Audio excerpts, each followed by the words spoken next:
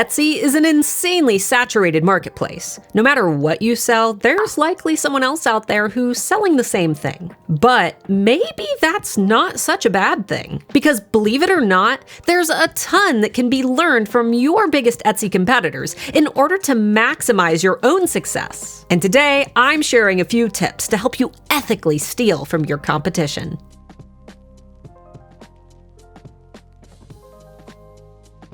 For anyone who may be new here, my name is Starla Moore, founder of the Handmade Alpha Academy for Etsy sellers and manager at eRank.com, Etsy's most popular SEO tool. And while directly stealing designs from your competitors definitely isn't a good idea, there are a lot of things that you can ethically steal from them in order to enhance your own business growth. Things like trending tags and keywords, the general style or background color of their popular listing photos, and even their seasonal listing strategy. So think of it less as stealing and more like spying in order to gather new ideas that can be uniquely applied to your own business in an ethical way. As a seller, you may have a few competitors in mind already that you've likely discovered while exploring with the Etsy search bar. But if not, there are a few different ways to find new competitors to keep an eye on. A good place to start is by heading to the eRank.com keyword tool and typing in a few keywords related to your listing. Then scroll way down until you see this box titled Top Listings. From here, you'll be able to explore the top-ranking listings on Etsy for the keyword that you've specified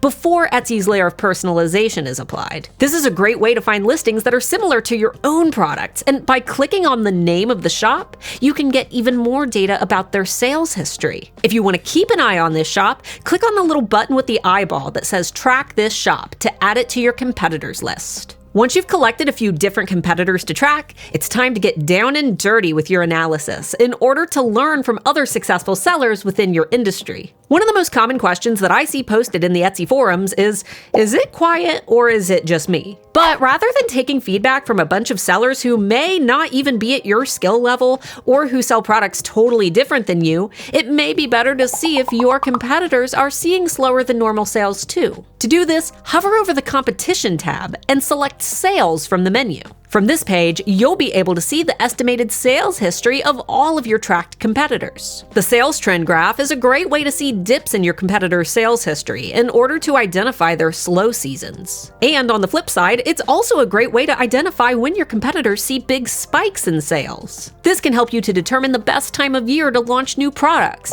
especially when it comes to seasonal products or items that would be ideal for holiday gifting. One of my favorite things to analyze are competitor tags, which can be really helpful when you're unsure of what keywords to use to describe your items. To do this, hover over the Competition tab and select Tags from the menu. Then you can either enter a shop name manually or select one from your tracked shops from the drop-down menu. From here, you can view some of their most commonly used tags, along with the average search volumes, clicks and click-through rate, and the competition level for these tags. If you see a tag that you're especially interested in, be sure to click the star icon to add it into your own keyword list so you can keep an eye on it. Or click on the keyword to open up its full keyword tool analysis in order to get even more data about this term and a list of similar terms that may also be useful to experiment with in both your titles and your tags.